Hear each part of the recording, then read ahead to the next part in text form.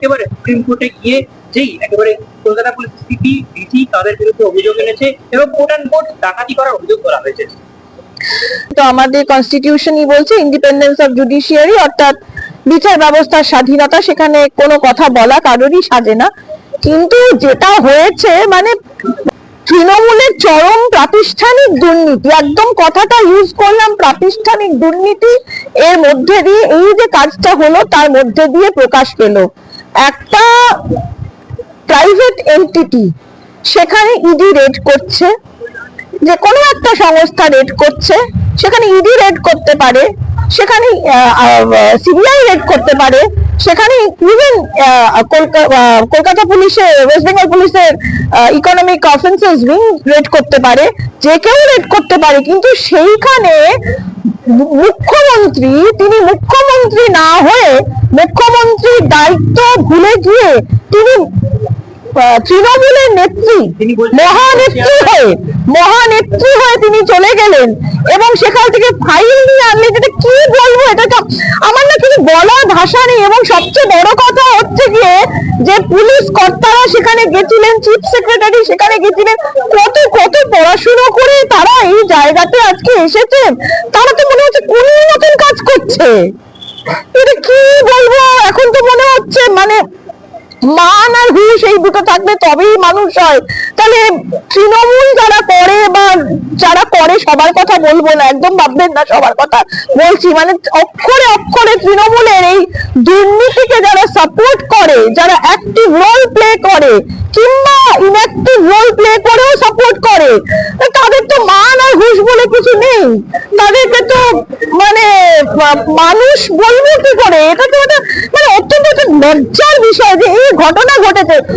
Supreme court, high court কি করবে সেটা অন্য বিষয়, কিন্তু ইডি মোরাললেস একটা যেটা তাদের ইনডাইরেক্টলি বলার চেষ্টা করেছে সেটা হচ্ছে যে এই আইপ্যাক কোম্পানিটা, আরে এটা তো একটা প্রাইভেট কোম্পানি, একটা প্রাইভেট একটা এন্টিটি একটা।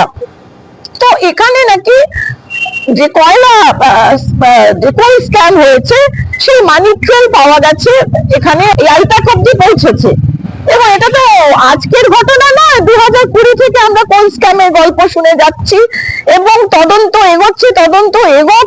আমরা আশা করব যে ভালো করে তদন্তটা হবে, এটাই আমরা আশা করব কি। এবং পুরোটাই হবে হচ্ছে সুপ্রিম কোর্ট এবং হাইকোর্টের নির্দেশে, সুতরাং তদন্ত নিশ্চয়ই ভালোভাবে এগোবে। ইডি সিবিআই কিভাবে তদন্ত করবে সেটা তাদের বিষয়, কিন্তু ওই যে আরেকবারও বলছি যে এই ঘটনাটা কি করে ঘটালেন মুখ্যমন্ত্রী, কি করে তিনি করলেন যে তিনি চলে গেলেন যে কিছু মানুষকে বাঁচানোর জন্য। এবং সেখানে ইম্পর্টেন্ট হচ্ছে সেখানে নাকি ক্রীড়া দপ্তরের ফাইল পাওয়া গেছে। আচ্ছা আপনারাই বলুন, পশ্চিমবঙ্গের মানুষ বলুন যে ক্রীড়া দপ্তরের ফাইল কেন, কিসের জন্য একটা প্রাইভেট কোম্পানি বা প্রাইভেট এন্টিটি, বাড়ি হোক, কোম্পানি হোক, বিজনেস প্লেস হোক, সেখানে থাকবে কেন?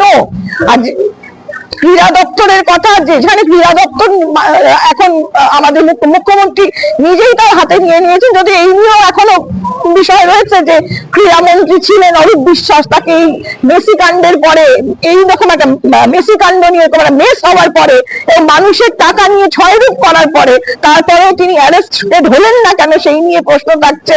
যাই হোক না কেন, উনি যে বলছেন 2026-এর ফাইল ওখানে আছে, ইলেকশনের ফাইল ওখানে আছে, 2026-এর ফাইলটা দেখা যায়নি, যেটা দেখা গেছে সেটা তো 2022-এর ফাইল। তার মানে এটাই কি বলবো যে প্রাণভ্রমরা ছিল ওখানে 2026-এ কি কি দুর্নীতি হতে পারে, কি কি দুর্নীতি ইলেকশনের সময় কি কি কারচুপি হতে পারে, দুর্নীতি শুধু নয় কি কি কারচুপি হতে পারে, সেই সমস্ত বিষয়গুলো সেই প্রাণভ্রমরাটা ছিল ওই আইপ্যাকের অফিসে প্রতীক জৈনের কাস্টাডিতে। সেই জন্যই তাকে দৌড়াতে হয়েছে। এবং যেই ভ্যানে করে বা গাড়িতে করে রাধে গেছে এই ফাইলগুলো নিয়ে যাওয়া হয়েছে, এই আমলারা গেছে যে ফাইলগুলো নিয়ে, সেটা তো তৃণমূল কংগ্রেসের নামে রেজিস্টার্ড বলে শুনেছি। যদি তৃণমূল কংগ্রেসের নামে সেটা রেজিস্টার্ড হয়ে থাকে, সেখানে কি করে কোন আইনের বলে আমলারা সেখানে সেই গাড়ি করে ফাইলগুলো নিয়ে যায়, এমনকি সেটা যদি ক্রীড়া দপ্তরের ফাইলে হয়ে গিয়ে থাকে। একটা করে সংস্থা রেড করছে, সেখানে কোথায় থেকে কোঅপারেট করবে? হ্যাঁ, কোনো একটা দুর্নীতি হয়েছে, আমরা সেখানে দুর্নীতি হয়েছে কি হয়নি সেটা তো পরের বিষয়। একটা সংস্থা রেড করতে এসেছে, সেটা সেন্ট্রাল গভর্নমেন্টের একটা সংস্থা, সেখানে স্টেট গভর্নমেন্টের ল অ্যান্ড অর্ডার এনফোর্সমেন্টের যে সংস্থা, তারা এইভাবে বাধা দেবে? এটা কখনো এটা পৃথিবীর ইতিহাসে কখনো হয়েছে বলে আমার মনে হয় না, যে মুখ্যমন্ত্রী নিজে দৌড়ে চলে যাচ্ছে।